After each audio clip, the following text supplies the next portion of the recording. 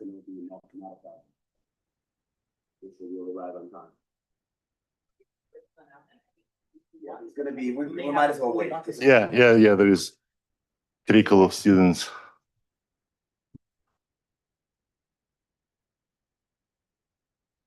I guess breakfast today was too good. It was impossible to stop. Josh made it. Wow. All right. Okay. All right. So this is grand finale. We'll pick up where I left off last time. We had a linearized form of the Boltzmann equation with electron-electron interactions only.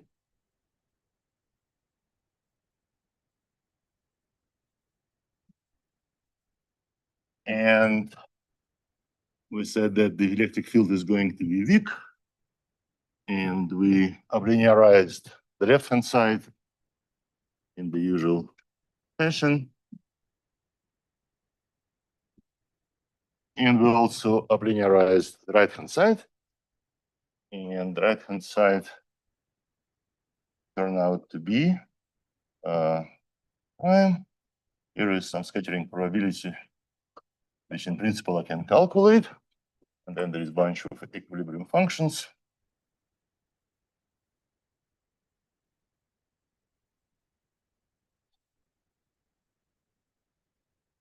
Then the interesting part, minus here, these are deviations from equilibrium.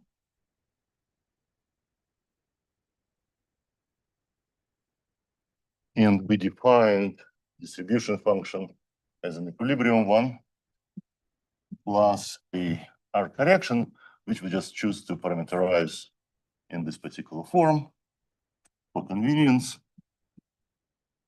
Will result to look more symmetric. Okay. Right. So now we are in principle on lattice, right? And on lattice, we don't have the momentum, we have quasi-momentum. And in general, the conservation law for quasi-momenta has an additional term on the right-hand side, where B is the reciprocal lattice vector.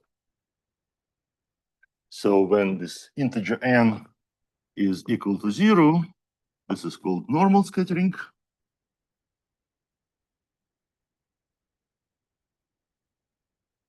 And when n is not equal to 0, this is called Umklapp scattering.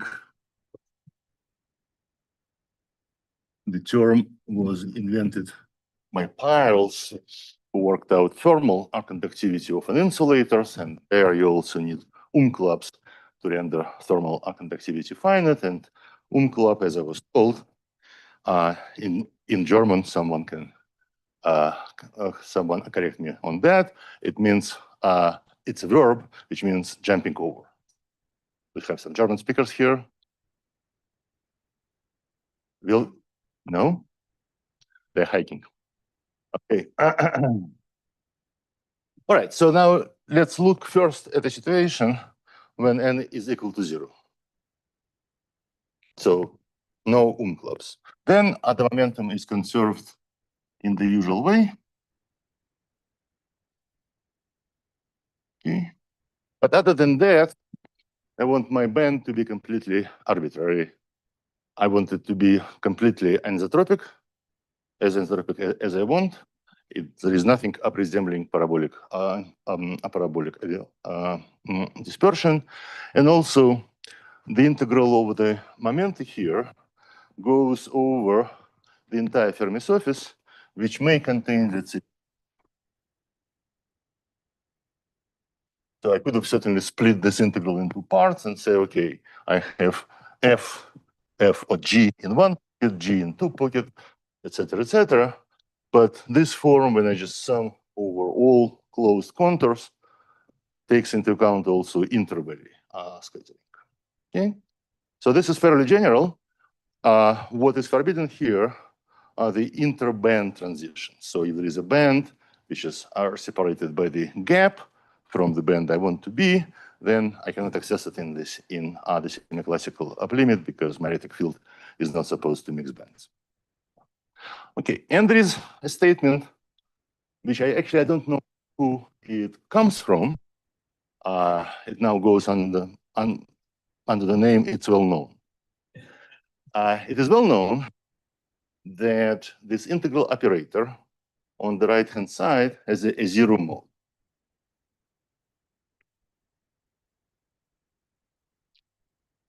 Or an eraser. Oh.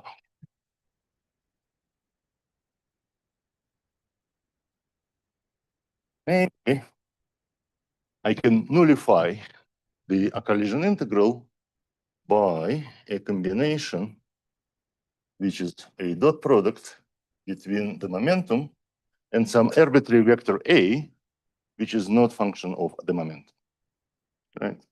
So if you stick it in, due to momentum R conservation, the right-hand side vanishes. So this is zero mode. Now, if it's not in club, so we're now looking at normal scattering first. Okay. Now, the line of reasoning depends on whether you are more of a physicist or more of a mathematician. A mathematician would say that your problem is ill-defined. You have a zero mode, you have a non-invertible operator, it doesn't have a resolvent, but you need to solve an inhomogeneous equation with the right-hand side. And go back to the drawing board and formulate your problem in a different way. Physicists might argue somewhat differently. So let me give you a more physical line of argument. So suppose that, lo and behold, we found a solution of this equation. Let's call it G bar. But then this is not a unique solution because I can add the zero mode solution and call it G tilde. Right? This term doesn't do anything, so I can add it up. This is odd in the moment, right? Okay, which means that it are going to contribute to the current, right? Okay, and again, because A is totally arbitrary, I can choose it to be proportional to the electric field. And let me just write it like this. C is now scalar, also arbitrary are constant. I will pull out a charge, and then I will form a dot product of E and K, right? Therefore, there will be a contribution to the current extra. Let's say I have other current coming from the first term. Then there is an extra contribution. And with this choice, it's going to be C E squared integral over K V of K A dot E.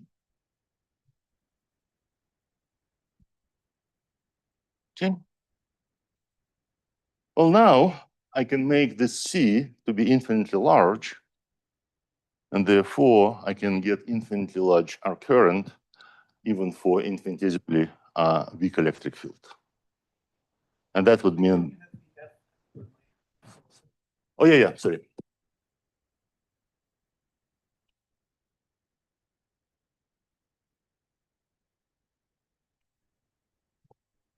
Yes, it's part of G, yes. Okay, but the point is that I have an arbitrarily large correction to the current, and even worse than that, I can, in principle, make the C negative, and then instead of Joule heating, I will Joule cooling. Yes. Might be a bit of a pedantic question, but if you've only done an expansion to first order in the deviation the equilibrium distribution. So we go to the next orbit, this might not be a zero.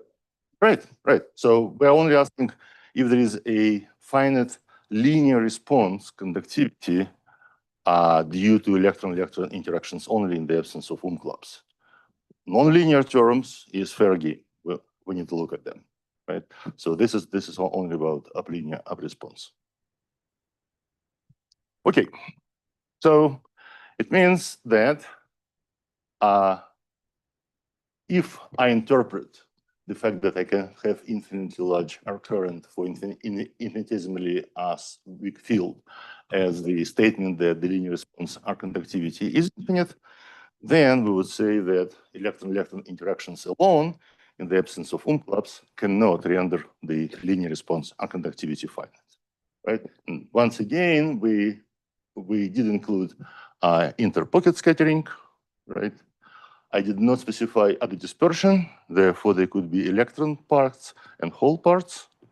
However, there is one special case when this is not true, and when the zero mode has no relation to the conductivity, and this is the case of a compensated metal, where you have equal number of electrons and holes. They don't have to be spherical. They can be of arbitrary shape. Yes. Going back, can you explain what this parameterization of f of k by some equilibrium 1 plus gk, but why is it just you're free to add those factors? Because I can. Yeah. It's just Yeah. still an arbitrary. It's, yeah, so. It's just a nicer form. It brings the uplinearized arc collision integral into a nicer. That's all.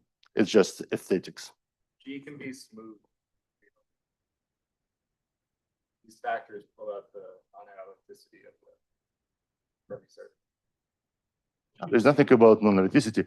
No, this is function delta fk, which is an unknown function. I parameterize one unknown function by another unknown function. This is just a parameterization.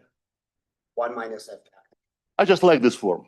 You like that structure? Yeah, I like this form. If you don't like this form, you can keep it like this.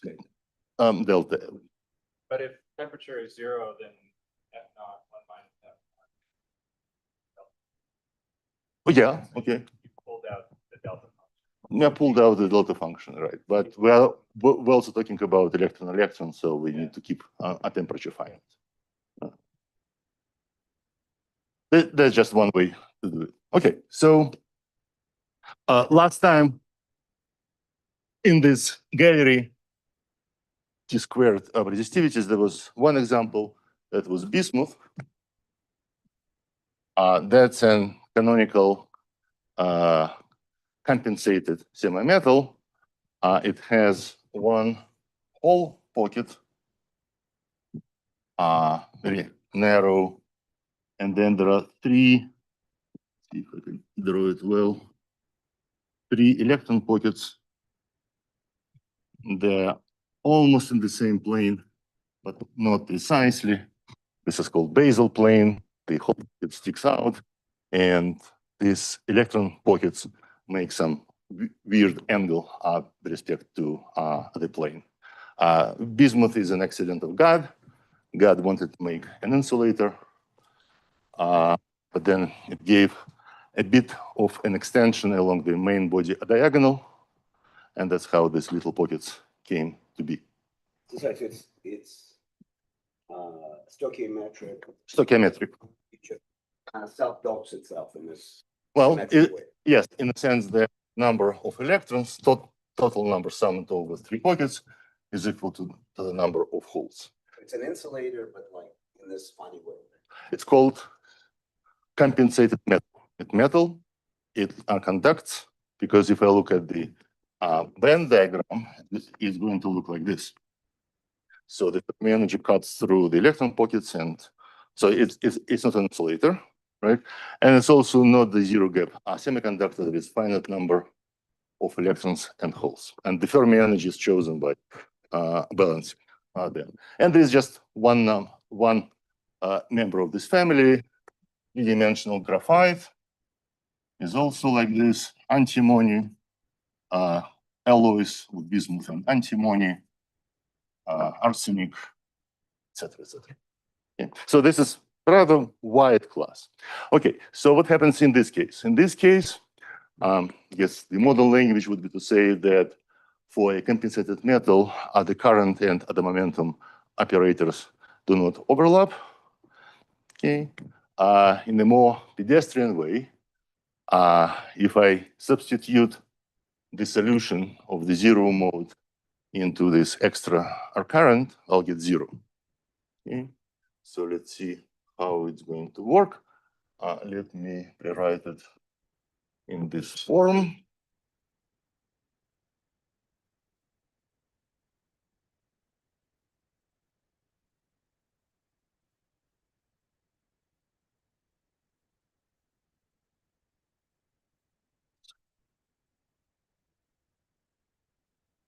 Okay, so I just used identities that the derivative of the Fermi function with respect to energy is equal to the product of F1 minus F, factor of temperature, and minus sign.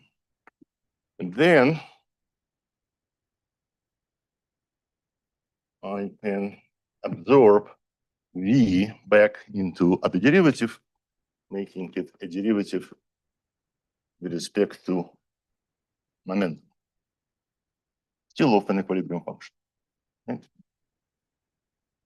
So we actually started with this. We had dfdk, but then we said that this is an equilibrium function. It depends only on energy. Therefore, when we differentiate with respect to momentum, we only differentiate the energy, but now I take it back. Okay. Now I will split this integral over the momentum space into the parts which go over the electron pockets and hole pockets. Let's forget about this prefactor. It doesn't do anything. So I have a part where K belongs to the electronic part of the Fermi surface.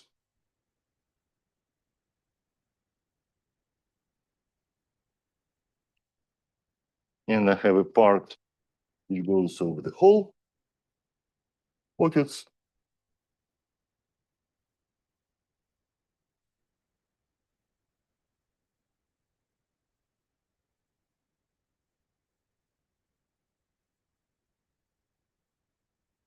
And then I will introduce the Fermi function of holes, which is in 1 minus the distribution function of electrons. Okay. And then we'll have E dot E. This is the electron part.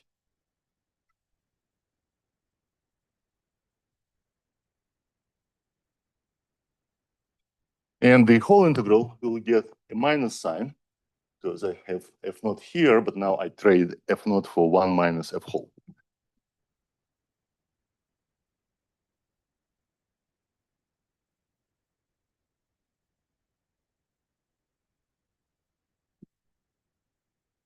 And then I integrate by parts, transferring the derivative onto the K dot E factor. On this, K R cancels out. Yes. But isn't this derivative only with respect to the perpendicular to the Fermi surface? No, no, that's three-dimensional. But you had a derivative with respect to energy. And Right. the energy of this would only take the derivative with the. So if I take dF naught with respect to K, this is the derivative of energy with respect to K, dotted into dF naught, sorry, not dotted, yeah, not dotted anymore, times dF dx. So this is, A vector. yeah. Okay. Yeah, V was a vector. If it wasn't a vector, it was supposed to be a vector. It was. Yeah, that's the direct. It just lost the arrow. Okay. Okay, and so then factor of E becomes common, right? And then what we have here is integral over the electron Fermi surface minus the integral of the whole Fermi surface.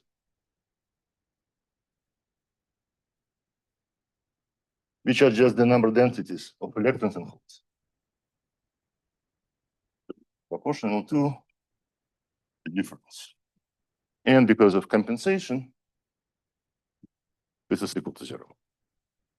Okay, so the statement that the collision integral has 0 mode has no relevance to charge or current, and therefore electron-hole interactions can render the conductivity finite, and one can also see it from a simple Drude model.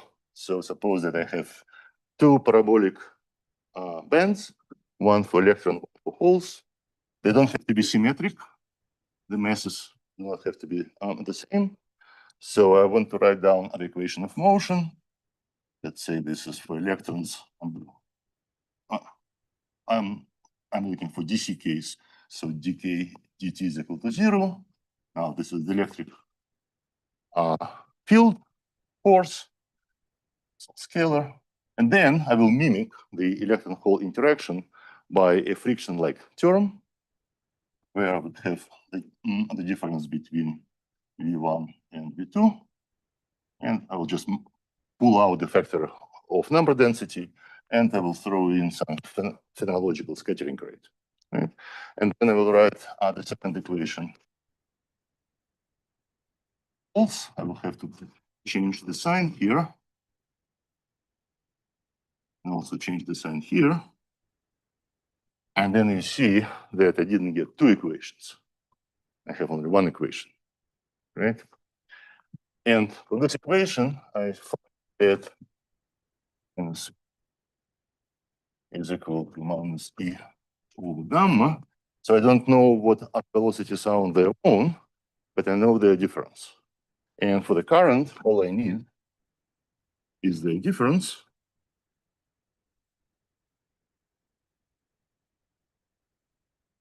So I get the conductivity, which is N by the gamma. Okay? So if gamma mimics the interaction between two Fermi liquids of the electron type and hole type, gamma is proportional to T squared, and my conductivity, my conductivity is inversely proportional to T squared. That means that it's proportional. Yes. You need to assume that decay, or another way to say it is that because it's two charge carriers, you can conserve total momentum but still decay the current. Yes. Because Yeah. So you could just say, like, without even those zeros, the sum of K1 plus K2. I could have, Get rid of that as zero. yeah, I could have left but it the like current- this. Yeah. Okay, so this is special case, important case, seen experimentally, etc., etc. But out of the gallery that I showed you, there was only one slide, one plot of this type that was bismuth. So we understand bismuth.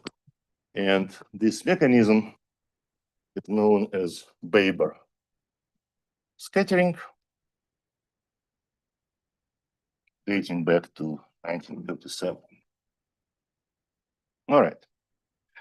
Now it's time to bring in Umklaps because yet. So, for compensated metals, this would work, right? The zero mode kind of. Yeah, So, it's what relevant. happens if you just have one for this situation? What moment the time would be? Then it's not uncompensated. And then I don't have a solution, or I have multiple multiple solutions. Out of them, the one has infinite unconductivity. Yeah, and Right. And I don't. And it means that I need to bring something else. Yeah. And first thing to bring in is to restore Umklaps. Yes. Why is those gamma go like this? I'm sorry? Why those gamma go like this? Oh, it's a phonological model, but I'm saying that whatever gamma is, conductivity is finite as long as gamma is finite. Okay? Now, if I have in mind two Fermi liquids, one here, one over tau is going to be a proportional to T squared. And so I will claim that this is Just electron interaction. electron hole in this case, but it doesn't matter. And of course, one can solve the Boltzmann equation, and actually, all right, matter of pride. In this particular case of two bands with different masses, the Boltzmann equation can be solved exactly, which we did with a former postdoc of mine using a method which was developed by Abrikosov and Arkhalatnikov in application to helium-3, and you do get resistivity scaling with t squared, and then you know precise prefactor in terms of the masses, etc. So this has an exact solution. Yes. People try to take these complicated metals and like dope them or gate them or something. Oh, sure. To Well, alleviate so problems. in real life, of course, even purest bismuth will have a little bit of non-stoichiometry, and there will be a bit of imbalance. And that will dominate conductivity. Well, you will have to. So what this t squared means is that, in principle, resistivity can go up infinitely high. Well, we still have to be below the at the Fermi energy, but it doesn't need any help. Like T decrease. Okay, but in real life, of course, we have disorder, and if we have a disorder in any two-band system, the resistivity look like this. It has two limits. It has the zero temperature limit, the residual of resistivity. Then it may have a parametrically wide region of t squared variation, but then eventually it's going to saturate. Okay. Now, for compensated metals, there is no saturation. If you decompensate it a little bit, there will be this high value of resistivity, which will be inversely proportional to imbalance. But why? It's strange. I mean, like, you would think there would be two components. One, oh, I see. You add resistivities. Neither no. At precious. Component that's not compensated Yeah. can flow with a infinite conductivity. No, because there is, well, it's only at the difference which matters. So at low temperatures, scattering rate is low. That means that you add conductivities because you have two conduction channels. At high temperatures, the pockets are very tightly bound by scattering because scattering is very frequent. In this limit, you add up resistivities. So these two limits, yeah, these two limits, this value is the sum of the conductivities 1 over. This value is the sum of the resistivities. Yeah. All right.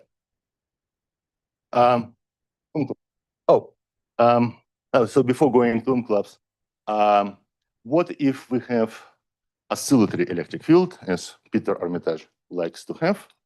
And that means that in this case, we add a time-dependent term left-hand side of the Boltzmann equation. Let me just compactify this to see what's happening.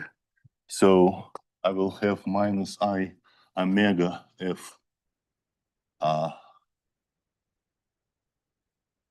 no, okay.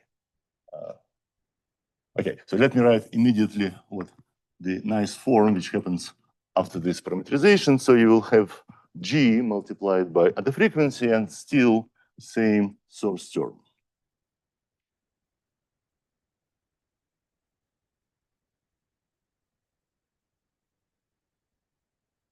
Now the zero mode is gone, right? Because I have the inhomogeneous equation, and even in the absence of Ohm clubs, this equation has a unique solution. Right?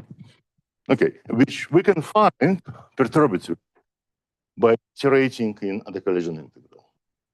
What's the condition for this iteration? Well, by units, collision integral is 1 over tau. right? So it's some glorified scattering rate. Okay, let me choose a nominal scale for I being of order of some 1 over tau j. Tau j is the current relaxation time, which may or may not be the same as the quasi-particle scattering time. Then, if frequency is higher than the current relaxation rate, I can only iterate with respect to the collision integral once. That's enough, right? So it's not about weak electron-electron interactions, it's about infrequent electron-electron scattering.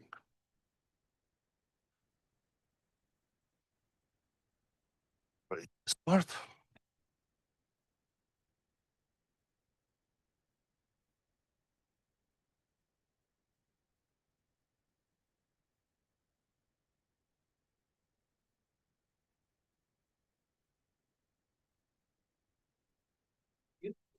Case? Sorry, Do you get the spread in both limits of the frequency in this case, both for smaller and larger frequencies? hold on. Okay, so zeroth order iteration we obtain by setting the collision integral to 0. Okay, so GK zeroth order going to be minus E B dot.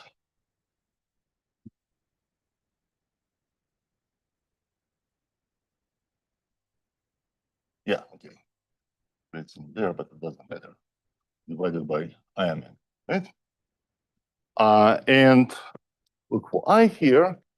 So it's purely imaginary. Therefore, when we calculate the corresponding R contribution to the conductivity, we'll get only the imaginary part of the conductivity, which is purely R. This is the conductivity of an ideal Fermi gas, which is purely imaginary. We got that. And then we do one iteration. We substitute G naught into the collision integral, right? And then G1 of K will have a factor of 1 omega squared. So we already have 1 omega, and then we have 1 omega from the next iteration. And then it will be multiplied by something which I will call 1 over tau J. And 1 over tau J is the collision integral in which G is substituted in this form. And what's important that G is proportional to V dot E. So now it's known, right? I don't need to solve it. I take my iteration, substitute it into the collision integral, and I get something finite, right? Well, as a check, if I replace each of the G's by the velocity, I will form a combination of this type. So there will be sums and integrals. They are unimportant, but I will have precisely the velocity imbalance, which we saw when we did the exact commutation of relation for the current operator. Okay. The scattering probability and a whole bunch of distribution functions. Now we see that if we're back to Galilean invariant system, this combination vanishes.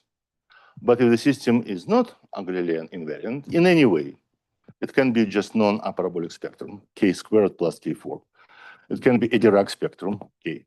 It can be some weird band with cosine kx minus cosine ky, etc., as long as the band is not parabolic, this part is finite and gives me the current translation time. Now, by power counting this integral generically, 1 over tau is t squared. Just need to count the power of energies which come in, make sure that you end up with t squared. I say generically because it's not always the case. So this is generically.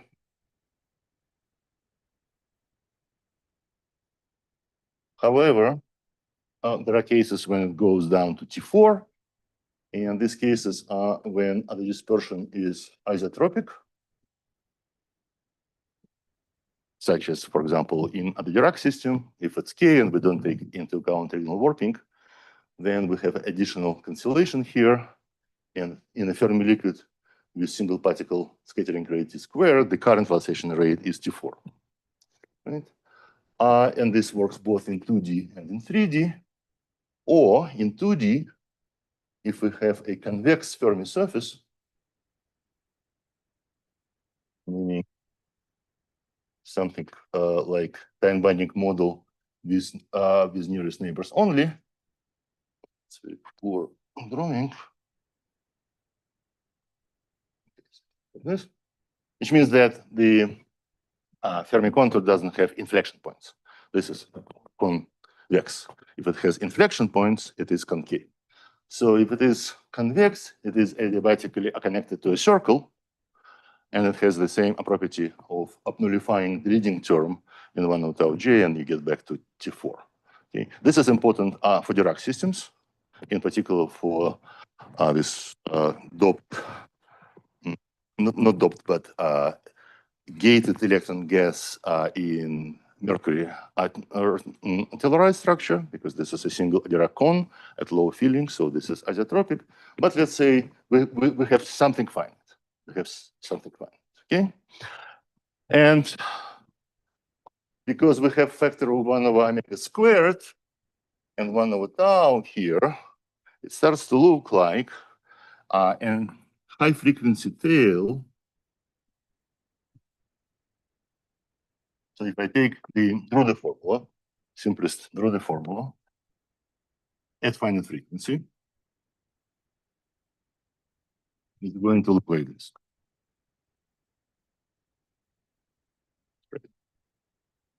Okay, if I now take the high frequency limit from here, I will get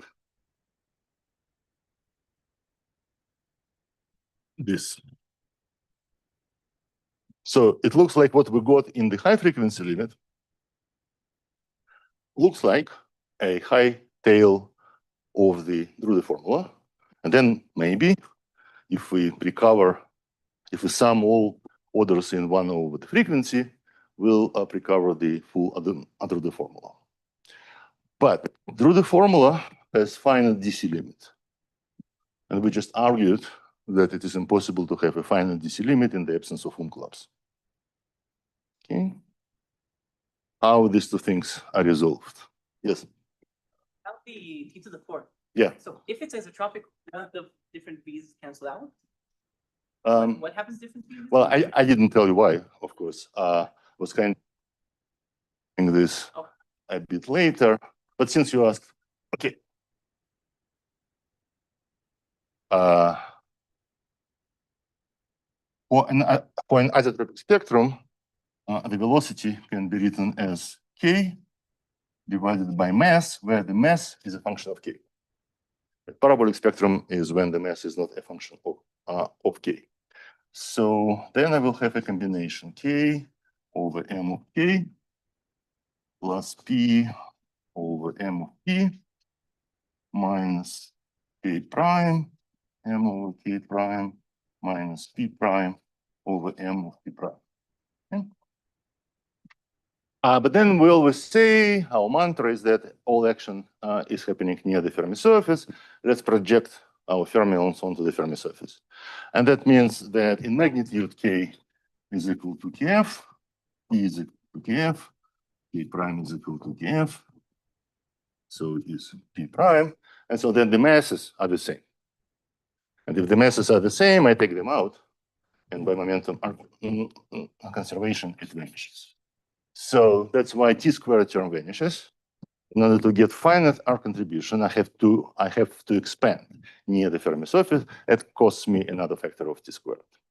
Because the first order would also cancel out. Yeah, I need to go to this. Yeah. What about you get Boltzmann equation, no clock, zero frequency, but I include an f minus f bar over tau type term? Oh, that's the whole story which I'm going to tell you. So that's another way to kill at the zero mode, and it works more or less the same way as edging. It's just instead of I omega, I will have 1 over tau. right? And then if I say that electron scattering is less frequent than the electron impurity one, I will do the iteration. Okay, now, so how do we resolve the paradox? It looks like we have finite conductivity at finite frequency, and lo and behold, it has a Drude-like form, which I don't really know. I know only the synthetic tail, but let's say it is the case. But then we know that there should be also an infinitely large R contribution at zero frequency. And the answer is that the conductivity at finite frequency has two pieces. One is the delta function piece with some Drude weight. And the second one is a regular R contribution. It behaves in a Drude-like way. So this is the real part of puzzle. So if I'm at finite frequency, I see finite conductivity. But there is a delta function peak hidden here. And yes, this part is fine at frequency equal to zero, and it's totally masked by the delta function part. And now if I introduce some momentum relaxing scattering, for example, a disorder, what it will do, it will smear the delta function peak into the tail. All right, but something important here is that optical conductivity allows us to probe electron-electron interactions even in the absence of umklaps. It's enough to have the system to be non-Galilean invariant, non-parabolic spectrum. What we're going to probe, it depends on the details. We may see a T squared, we may see a T4. Okay, there is data on graphene which shows T4 in the frequency once you replace temperature by a frequency. So we can explore electron-electron interactions at finite frequency, although they don't do anything for us at zero frequency. So the Drude peak is just that what delta function becomes, or Yeah. the whole thing? Yeah. Yeah. And what the rest of it? So imagine that I introduced extremely weak impurity scattering. Then the width of the first Drude peak, which is the smeared delta function, will be at the impurity scattering rate. But the width of the second peak is going to be the electron-electron current time. So it will be a two Drude peak structure rather than one. So both are referred to as Drude peak? Yeah, so Drude tail from impurities will behave as 1 omega squared tau impurity. But then I will get a plateau due to electron-electron, and then at high frequencies, I will have omega squared 1 over tau g. One can work it out in some model like this. And this is, there are materials where this is, this distinction is quite clear like this? Yeah, if you have very clean material, right, you can, and temperature is high enough, you can make 1 over tau j to be larger than 1 over tau impurity. Yes? So going back to beginning with the umklapp, with no umklapp and their frequency, you said that because that C is arbitrary, I guess the mathematician would say the problem is ill-defined. Yeah. The physicist would say that there's a delta function in the frequency. Yeah. But how does the physicist get the weight, the weight D? Oh, the way D, you stop at the lowest order in G. It's 1 over I omega, and that will give you the integral of G will give you the Drude weight. G is an arbitrary constant. No. So I'm now at finite frequency, right? I'm now at finite frequency, and my zeroth order solution has one omega.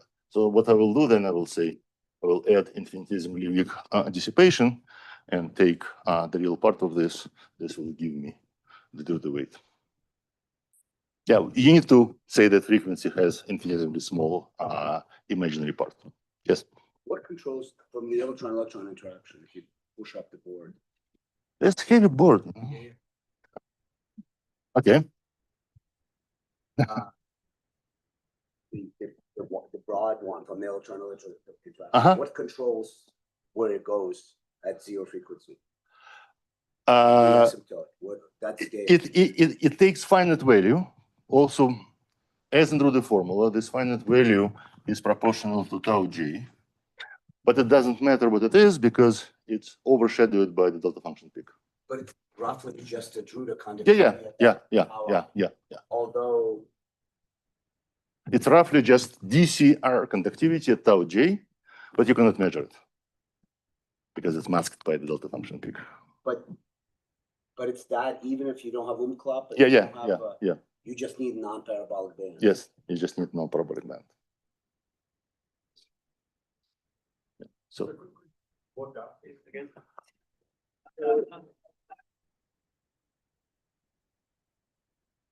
Now can you go up? I just wanted to see something. oh, Yeah. he made me do it just for fun. Okay. Yes. Up, down. Yeah. Okay. Yeah, so if the Fermi surface is K, what if I have a weird nice structure like this? Oh, you don't have to be weird. Add T prime to your time-binding model in 2D, and you will have other inflection points. Yeah, Then you go back to T squared.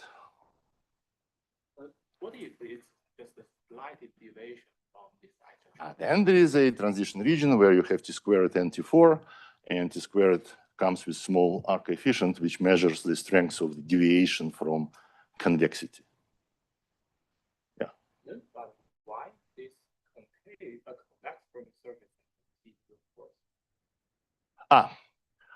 Well, kind of a highbrow answer because it is adiabatically connected to a circle, and on the circle we have T4.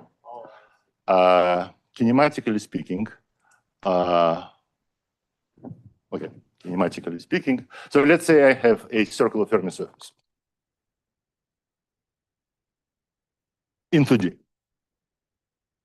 And I want a scattering process in which two momenta K and P are on the Fermi surface, and I want the final states also to be on the Fermi surface, right? So let me do the vector sum, and out of space here, but imagine that this is the vector sum of K and P. And now I need to find two vectors K prime and P prime, such that the sum of these two vectors is equal to this vertical vector here, which is the sum. And if you stare at this for a little bit, you'll find that this is very hard. And there are only two ways. Well, three ways. First, you don't do anything. There is no scattering. K remains equal to K prime. P prime is equal to P. Okay? The second one is a swap. K and P interchange.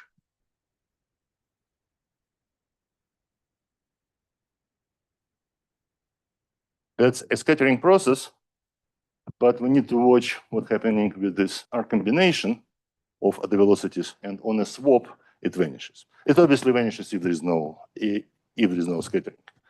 And third possibility is that you are in the Cooper channel.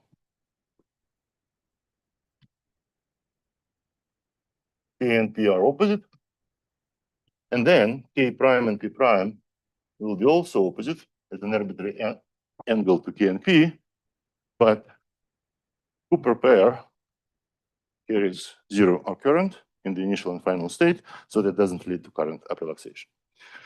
If you slightly deform your circle into a convex Fermi surface, the conclusion is the same. These are the only scattering mechanisms. And then, because you get zero here, you need to expand. You need to relax the R condition that the initial and final states are strictly on the Fermi surface.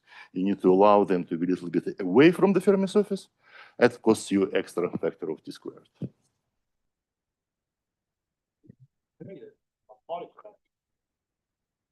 I've been always struggling with the right word here because I can adiabatically transform a concave contour into a convex one back and forth, right?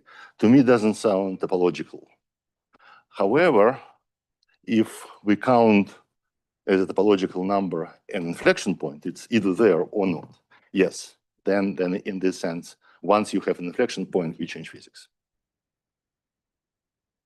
Yeah. So you were doing this expansion for G, and then how did you arrive at that point for the conductivity on the bottom line? Of course, I skipped many lines here, but this is the result of first iteration. Okay, and then you calculate the current, substituting this into the integral for the current, and lo and behold, you find the conductivity. So I just wanted to keep you to keep your attention on this structure, which you already see in the distribution function. Yes. Structure, or is it very generic? Peter has a paper a couple of years ago on it's erythanate. Just don't precisely remember which family. So he has a two-peak structure. Oh, sorry. Oh, you're here. Okay, yeah.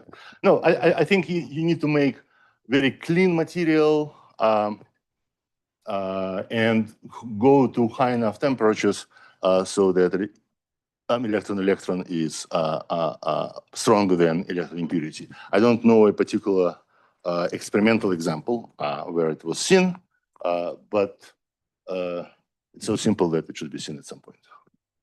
Okay, yeah, so one thing which I need to mention to avoid the confusion, when we think about the temperature dependence, let's say of the simplest possible type, T squared, it's natural to expect that there is duality between temperature and a frequency. So if I add 1 over tau J, which is function of temperature and omega, so roughly speaking, is going to be the max of the two, T squared, omega squared. Okay. And here we only see a T squared term. So this is a drawback of the semi-classical approximation in other Boltzmann equation. We're bound to work only with frequencies which is much smaller than temperature. If we want to recover the omega to T scaling form, we need to go into Adekubo formula or use Abe-quantum Boltzmann equation. Okay? And then, of course, you see that the two energy scales enter symmetrically. All right. Now, so let me do it this way. We still working with a system which has no clubs, and this is the case for STO. This is the case for bismuth 2O2 selenium. This is the case for monolayer graphene. This is the case for mercury telluride, which so they are all strange Fermi liquids, right? Okay. Now, as you said, let's add impurities and see if we can explain the T squared observed there. And very naively, I would ask the following question.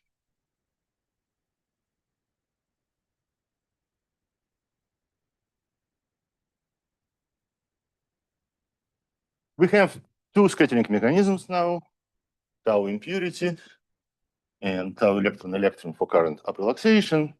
And what I want to understand, and so now I know that my DC conductivity at 0 temperature is fixed by a disorder. So the resistivity is rho I, which is proportional to 1 over tau. Right? So this is rho 0. I eliminated the 0 mode by introducing a disorder. That's my answer. Now I'm looking at the resistivity at final temperature, taking out some common factor. The first term is 1 over tau I. But can I have a situation when the electron scattering rate simply adds up to the electron impurity one, and then voila, we have an explanation of T squared. Okay? Then the answer is yes and no.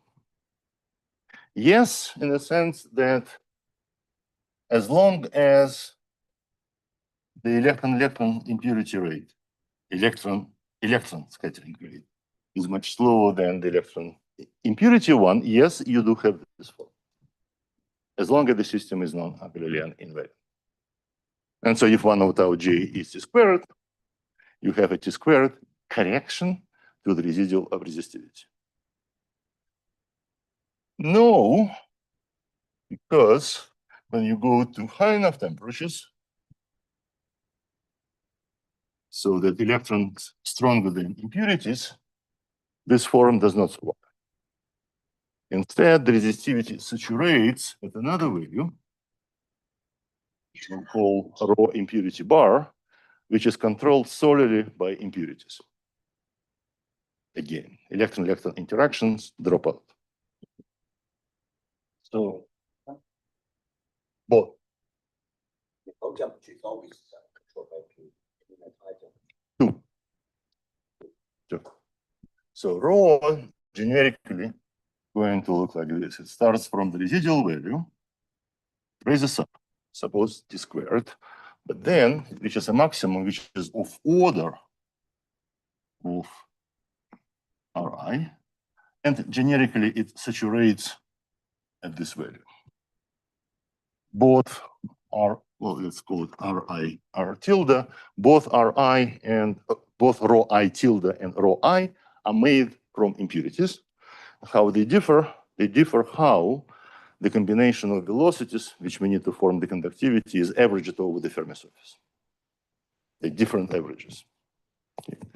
So why this happens? This regime means that you have extremely frequent electron-electron interactions, and if we had only them, they would establish local equilibrium, right? And they try their best. However, what they cannot do is to stop the motion of the center mass as a whole, because there is still electric field acting on the system.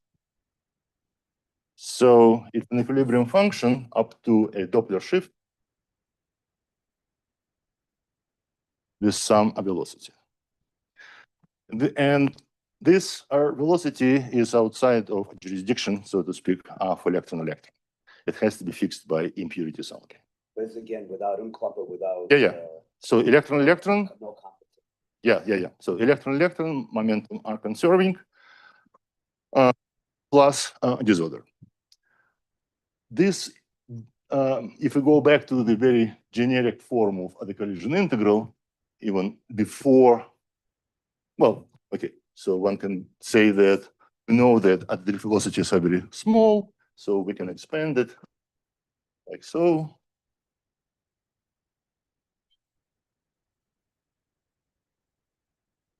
So function g. Okay, so this function nullifies the collision integral for electron-electron because of momentum conservation. But we now have impurity collision integral. Did I put it in explicitly? Oh, okay. Now we have impurities, so there is 1 over tau I. So when I plug it in, this guy just vanishes. And I have an equation for the drift velocity, which is controlled entirely by impurities. Okay? The details of the averaging comes about through the entropy of the Fermi surface. Now, this is a generic case. If the system is isotropic, such as a single Dirac cone, right? Then there's only one way to average over the Fermi surface. It's isotropic. That means that the high temperature limit of other resistivity and the low temperature limit of other resistivity are the same. So in this case, you expect a maximum. So let's say this is isotropic. Okay. If the system is only slightly anisotropic, then you would expect after a maximum it would go still down, but it's going to be above the residual. Finally, if the system is strongly anisotropic, then you will end up with the residual up resistivity, which is larger than the low temperature one. However, still is order of the residual resistivity, and entropy cannot give you a large number here. Okay. So then the conclusion would be that if you see T squared as a correction, that's fine. However, in all examples that I showed you, T squared was not a R correction. It was changing the resistivity by several orders of magnitude, at least 1.5. Okay. So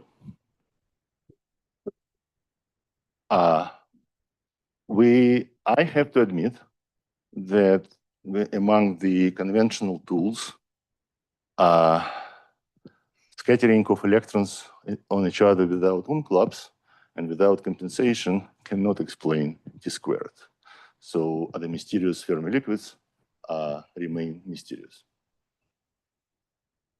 That's the broad our conclusion.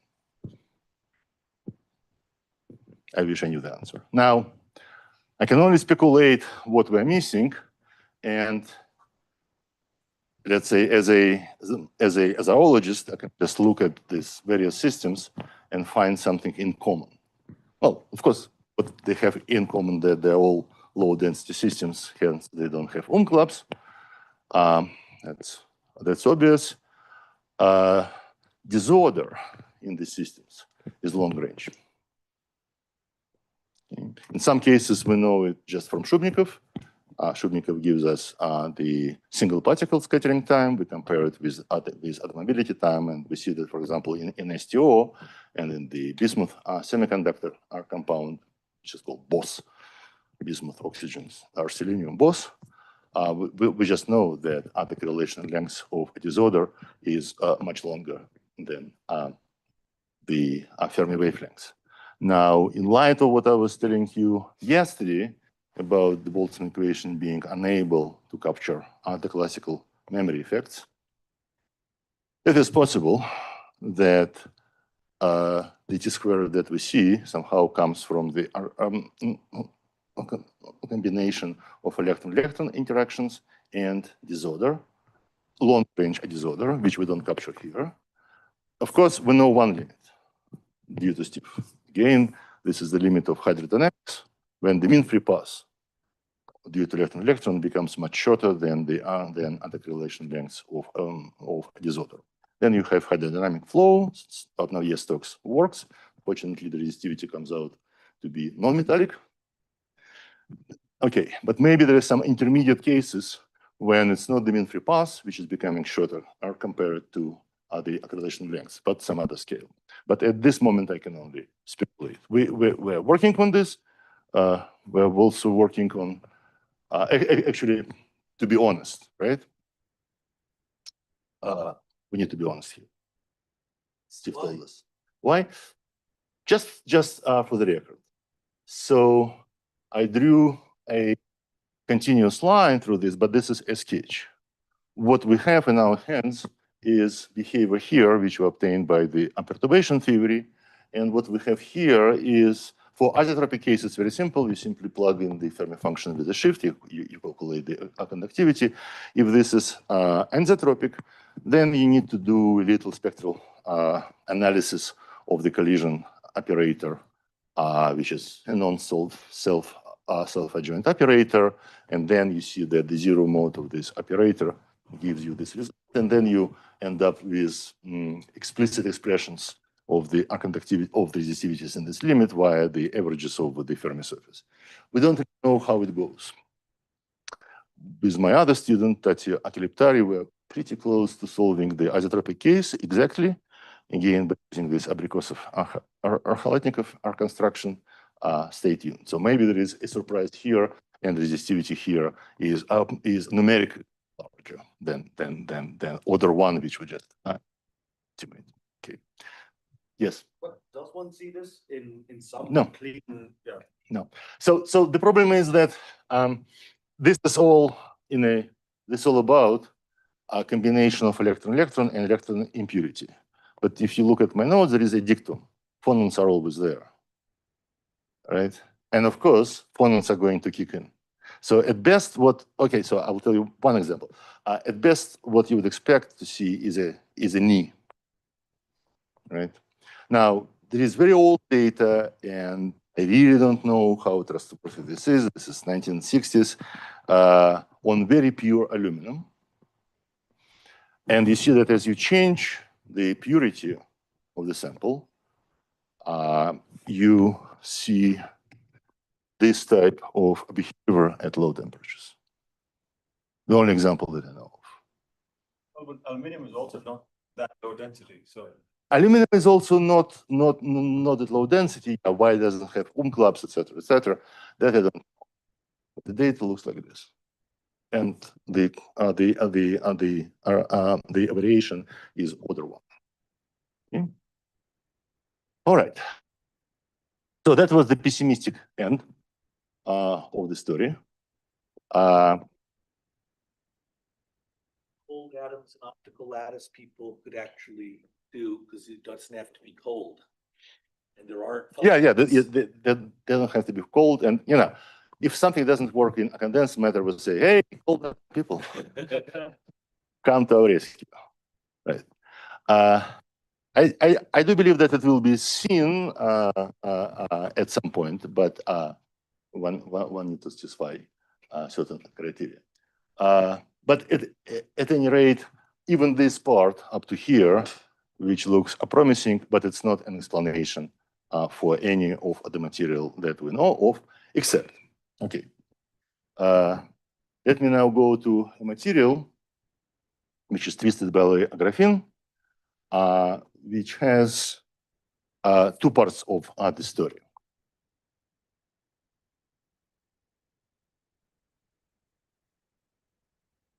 This is going to be primarily about Josh's poster.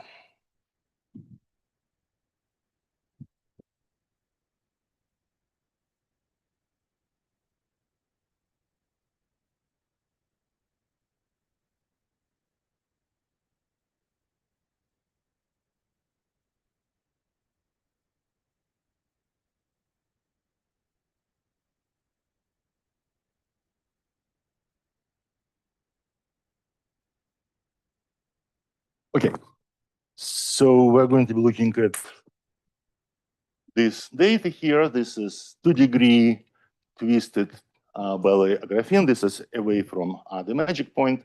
Doesn't have a superconductor. So you see well-pronounced T² here. And as you change the number density and you approach the Van Hoff R singularity, a linear term becomes more and more pronounced. Now, what they did in this experiment, they did also terahertz. And so here is the resistivity as a function of number density. Black is cold, that's 2 Kelvin, and without radiation. Red is sample is still at 2 Kelvin, but you pump in 10 terahertz energy. And the resistivity goes up, okay? Which tells you that it is the electron temperature which controls the resistivity, not the lattice temperature, which means that this is a phonon mechanism. Okay.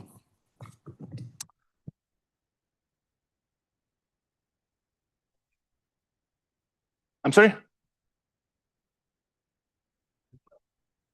Yes. Yes.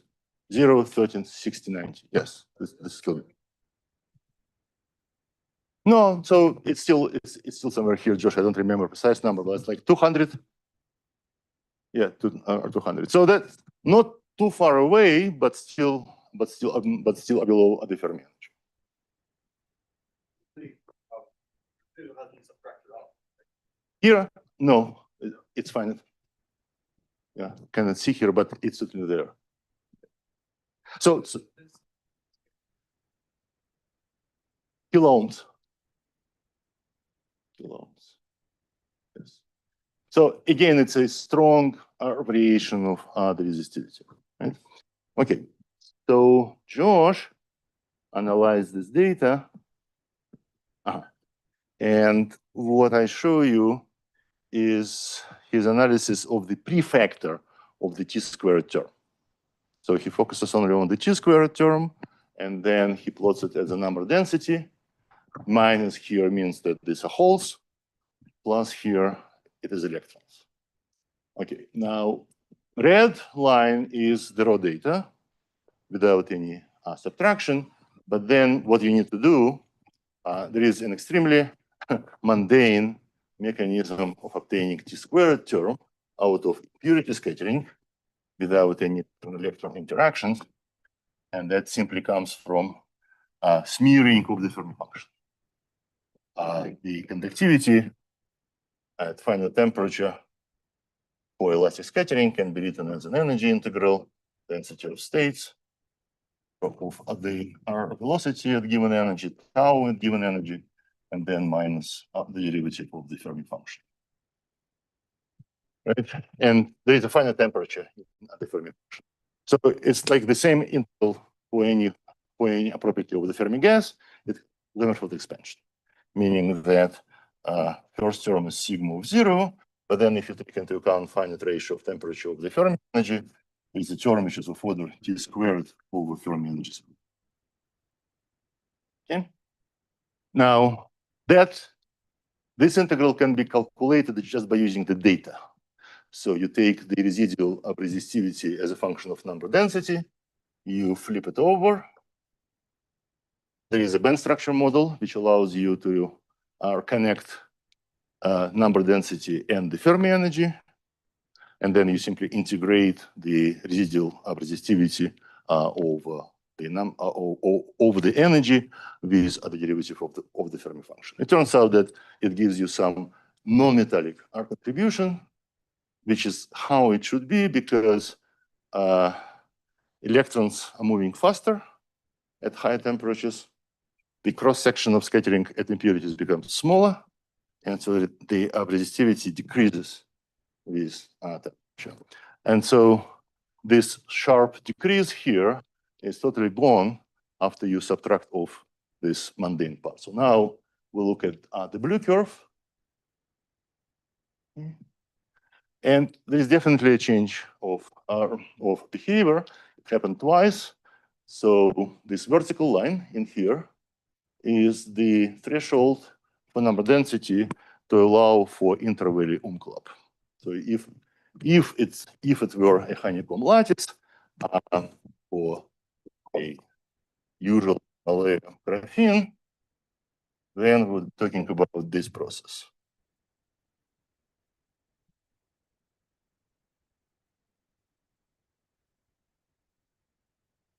So we take two electrons from the leftmost side of one valley and bring them to the rightmost side of the other valley. The property of the honeycomb lattice is that the side of the hexagon is 1/3 of lattice spacing. Okay? So this is not yet an umklapp. What I need to do, I need to make the Fermi surfaces to be large enough so that the total change in the momentum is equal to lattice spacing. So I take two electrons, and each of them changes the momentum by 2 kF as measured from the center of the surface. So in total, that's a change of 4 kF, plus I also change the momentum by 2 times the distance between the centers. And that must be equal to the reciprocal lattice vector. If you do the math, kF must be equal to 1/12 of the lattice vector. Okay? And so this is the threshold for umklapps for number density is larger than this. And see, the number is kind of favorable. It's only 1/10 basically of lattice spacing. And of course, this is lattice spacing of a super lattice. So you can reach this R condition. These are number densities in terms of meters squared, but if you're more familiar with centimeters squared, this is 10 to 12 range. Of course, it's not that simple. The band structure of TBG is not the band structure of a monolayer. One has to take into account the real, actually in monolayer, this will never happen because if you insist that your pockets are spherical or circular, they will overlap before you reach this R condition. Okay, but on a real lattice, with real dispersion, with all bells and whistles, Josh calculated the threshold for collapse on the left-hand side, sorry, on whole side, on the left-hand side, and also at after the Van Hoff. Yes, Josh. Yes. Don't reach the top. Yes. Okay. You don't reach it. Yeah. Yeah. Which is not a. Sorry. Yeah. Thank you. Okay. And then we have two regions here. This dome, that's an Umklapp region, where T squared is totally legal and causes no surprise, right? So this I would dub as a unconventional R-Fermi liquid. We still don't understand precisely how T squared evolves into T, because Van Hoff R singularity is somewhere here, right, Josh? Okay, so you pass the Van Hoff. But once we see a linear anti-resistivity, okay, we just say join the club. There are many cases. But also there is a region of number densities where clubs are not allowed, and yet there is a 80 squared. So this part is strange. Yes. Because presumably the gamma point here is such high energy, so you can take 3 electrons from one value to the other, from the K point to the K point. I think this is the minimal. This is the minimal threshold, or even not the minimal. So this is just an example. You find the minimal threshold basically by plotting the contours of the Fermi surface and with a ruler measuring the distances and finding the points between which you will first satisfy the Umklapp condition. No, sorry. Yeah, you went to higher order perturbation theory in the Coulomb in the interactions. Oh, 3 particles and more. Okay, fine. Yeah. All right. So that will give you higher than T squared orders. I don't remember precisely, but I think 3 particle Umklapp gives you T4, then T6, etc., etc. So the 2 particle Umklapp is suppressed exponentially. So at finite temperature, so it also can happen because the Fermi function has finite widths, but you will have to pay exponentially high price for going there. High order Umklapps don't have exponential price, but you pay the price in very high exponent of temperature dependence. All right, so what about here? Well, there is a bit of an explanation to that, namely, imagine that I can mimic the real values in TBG by just trigonally warped values in monolayer. They are trigonally warped, but they're trigonally warped in such a way that the 2 values are not equivalent. Okay? So at lower doping, I would have 2 circles. Scattering between the circles is suppressed on the isotropic Fermi surface in the same way as within 1 circle. So instead of T squared, you would get T4 times log in 2D. When they become anisotropic, they're still convex, right? So by this argument of having only 2 scattering channels, Swab and Cooper, intra-valley scattering will give you again only T4. But now you have scattering between the 2 valleys, which are inequivalent, and this will give you T squared. So the contribution to 1 over tau J in this case is T squared. However, of course, it's proportional to how strongly you warped the valleys. And if warping is weak, it is KF A squared. And then, of course, there is Fermi energy. and numbers and are coupling constants.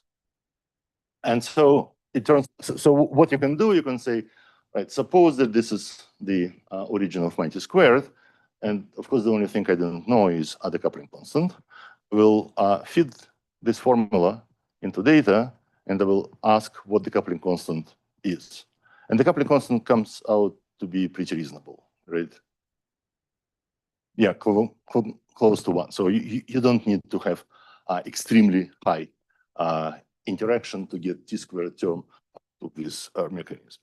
So maybe this is an explanation. However, I would still expect this to saturate at temperatures at which electron scattering becomes more frequent than the electron impurity one, and then the story comes back. So by and large, this region, although we have a T squared term in here, by and large, it's still unconventional Fermi liquid. All right, and there was one member of the family, which was strontium titanium oxide. So let me come back to this and say what I think about it. Okay, so this is data on strontium titanium oxide, very strong, robust T squared.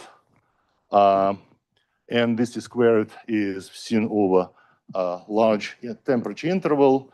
To my eye, I would say that you see it from 2 Kelvin to 80 Kelvin, and then the resistivity starts to go higher. If you talk to the author, to Cameron Benia, he is very meticulous. He will say, no, it's only up to 50 Kelvin. But okay, we're friends, so we can allow this little disagreement. It's also is seen over a very wide range of dopings. And the lowest doping here is 4 times 10 to 17 cubic centimeters. So this is really semiconducting number density. And the insulating matrix, so to speak, before doping, has 3 bands, because the bands are made out of d orbitals. But at this low doping, you populated only one of them. Okay, then you go to high dopings, and you actually see it in the prefactor A versus N, how you do it. So the main mystery for me when I learned about this was this lowest number density data, where I cannot even invoke inter-band scattering to explain T squared, at least in some temperature interval. It's a single band. Because of low doping, it's almost isotropic. And there were other features of the story which made me very suspicious of the electron mechanism. Let me show you. It's basically the same data, just for this one density, and here is temperature. But then I put several energy scales on the horizontal plot. And I think most remarkable out of them is the Fermi energy, which is about 12 arckelvin at this number density, by best estimate. And so we have T squared, which goes through Fermi energy without noticing it. There are miracles. But for me, to have a Fermi liquid which doesn't know what the Fermi energy is, that would be too big of a miracle. Okay? So Boltzmann gas showing T squared and being Fermi liquid, I don't know how to explain it. It passes also some other interesting energy scales. For example, here is the frequency of the lowest soft TO phonon at lowest temperatures. It's a function of temperature by itself, but this is where it belongs to at low temperatures. And again, as you see, nothing happens. And so what we did back then, we disregarded the fact that we have below the frequency of the TO phonon, and invoked a mechanism which had been discussed with respect to STO for many years, starting from 60s or 70s. Namely, you have a transverse optical phonon, which is very soft, its frequency going down with temperature pretty quickly, and had it gone all the way down to 0, we would have a ferroelectric transition. But it is an arrested ferroelectric. The usual law is that quantum zero-point motion of oxygen atoms or strontium spoils the ferroelectric order, and therefore you saturate at a finite but low value. Because this is transverse optical phonon, it produces transverse electric polarization, and therefore the usual coupling of electron to this polarization would be equal to 0 because it is transverse. So you cannot couple two phonon to first order, but you can couple to p squared. That means that you couple to two phonons, and so this is a two phonon scattering mechanism, as shown in this diagram. Two wavy lights, which are phonons, are coming out. And then there is a very simple argument. We know that if we have single phonon scattering in the Bloch-Grüneisen up regime, then the resistivity scales as T. Okay. Now we also, in the Bloch-Grüneisen up regime, for two phonon scattering, the resistivity scales as T squared. Okay. So you can do a theory based on this. You can sum some higher orders. It becomes an interesting problem. Somehow the self-energy of the system can be found by mapping it on some supersymmetric problem of quantum mechanics. But lo and behold, you can get an agreement with the data, even in the interval where you're not supposed to be, because we said that we are in a Bloch-Grüneisen up regime, but Bloch-Grüneisen up regime has to start above the frequency of the optical phonon. And if we just blindly continue our theory to low temperatures, we still get it. And then to explain this upturn, we had to add optical phonons. Okay. And so this is kind of way out. What's the status of this? Does it really work? Well, of course, we still have a big problem with this interval. It's from 2 to 10 R-Kelvin. We should see an exponential R freeze out. We don't. That's one problem. The other problem is kind of more philosophical, is that, well, this is an explanation of T squared at very low number densities because the Bloch-Grüneisen temperature is low. As you start to increase the number density, the Bloch-Grüneisen temperature increases. And for example, Peter has recent data when he measures momentum relaxation rate in steroid high doping, and Bloch-Grüneisen goes up to several hundred Kelvin, to 250 Kelvin, right? And yet the material shows T squared, both below Bloch-Grüneisen and above Bloch-Grüneisen. So I think the jury is still out. We may have an explanation for lowest number densities. We don't have an explanation for high number densities, but they're still not high enough to allow for clubs. And on this note, let me thank you for your attention during these 4 days. You had enough of me. You probably wouldn't hear another word about Boltzmann equation in your life. But I hope that we talked about something interesting here. Thank you.